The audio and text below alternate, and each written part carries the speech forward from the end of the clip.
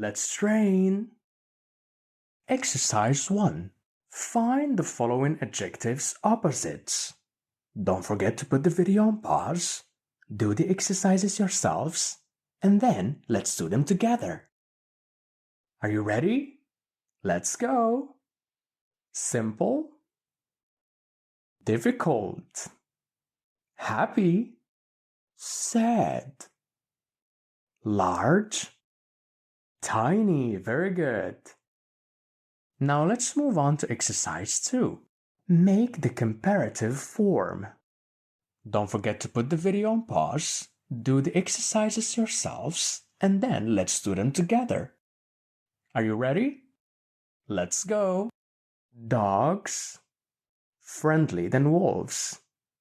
Dogs are more friendly than wolves. Lucy is young. Comparative of equality, Emma.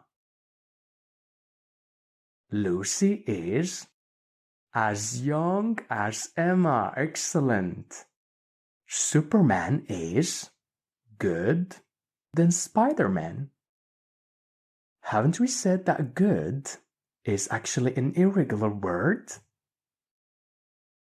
Superman is better than Spider-Man. Excellent job.